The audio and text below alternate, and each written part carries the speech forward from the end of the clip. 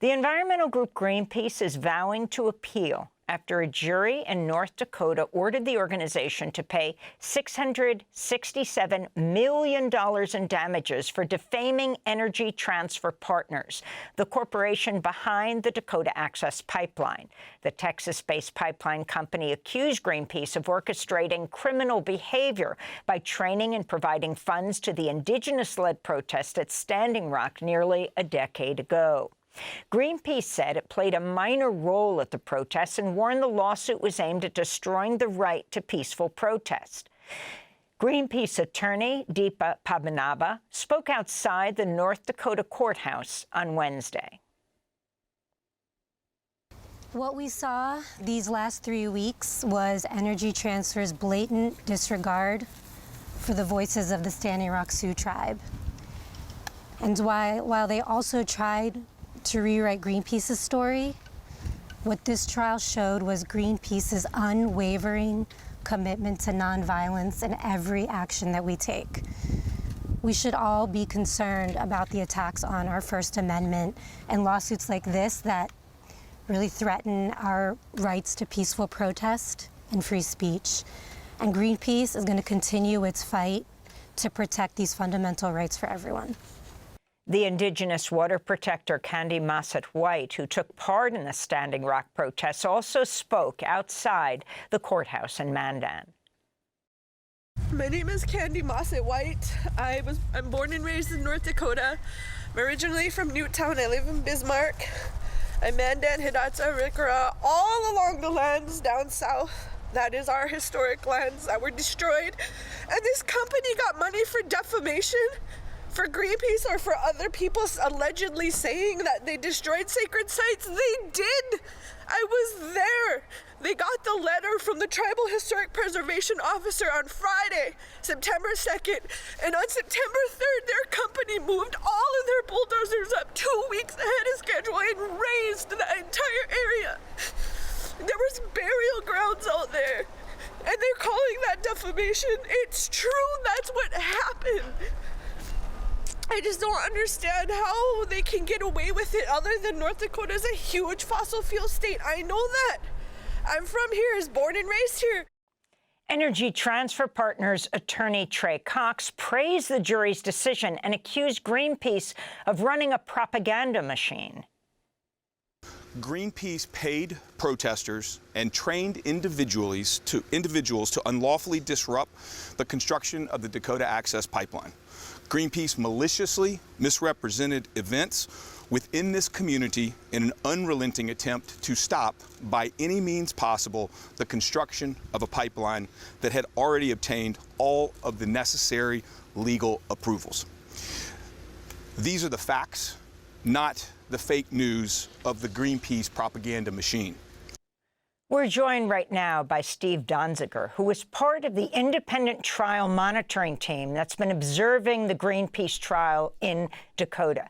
Steve Donziger has his own history of battling corporations. He was targeted for prosecution by Chevron after he successfully sued the oil giant on behalf of 30,000 Amazonian indigenous people in Ecuador, whose land was devastated by oil spills. He ended up being disbarred and spending over 900 days under house arrest. Steve Donziger, welcome back to Democracy Now!, this time in studio. Start off, you were just in Mandan, you were just in North Dakota. Talk about the significance of this multi-$100 million verdict against Greenpeace that could bankrupt them.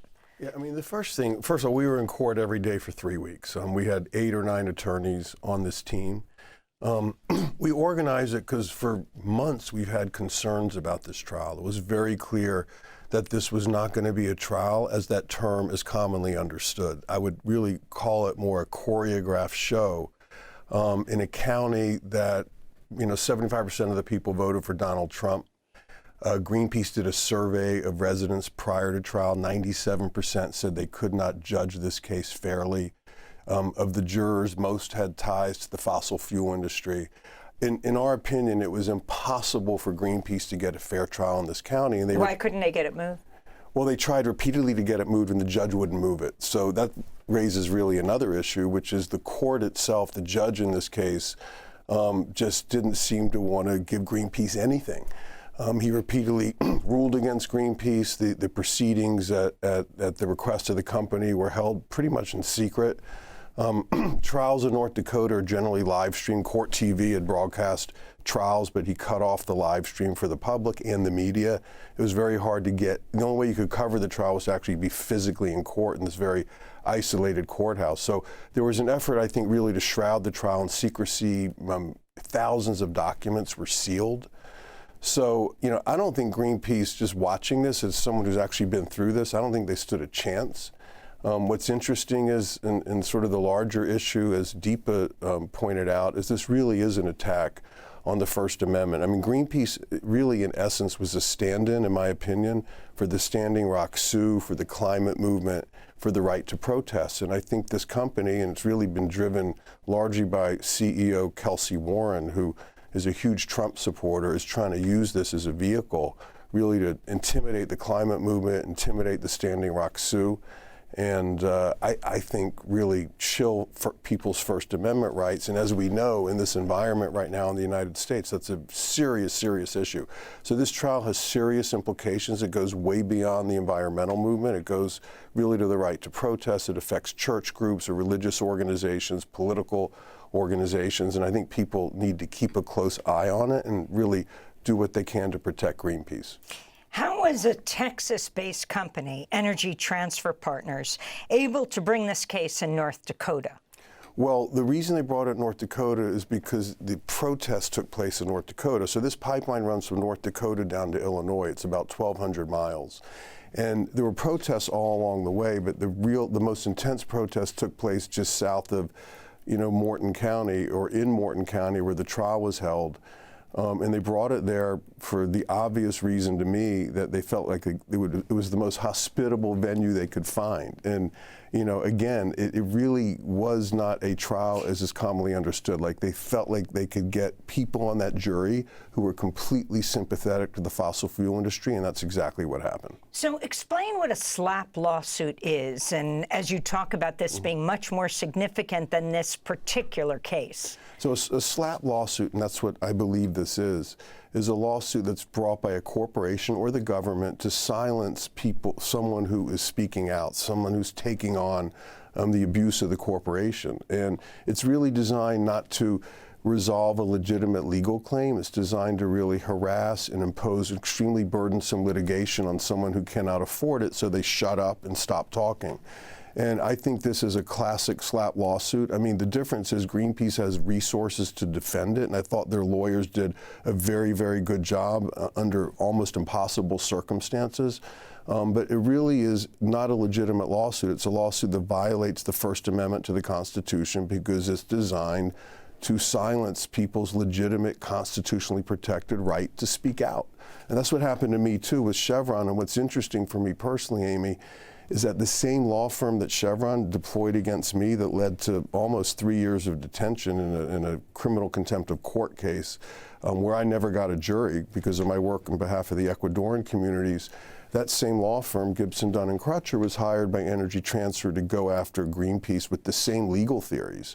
And as we sat in court, I mean, it just felt like the false narrative all over again. I mean, basically up was down, down was up, and the judge sort of made evidentiary decisions that let the company really put in a false narrative that, for example, the protesters were violent, when everybody who was down there knows it was the law enforcement agencies and the private security companies hired by Energy Transfer that were really committing violence against the protesters. So there was a lot of false narrative in the courtroom, and the jury, being, I think, predisposed to believe the company, they bought it.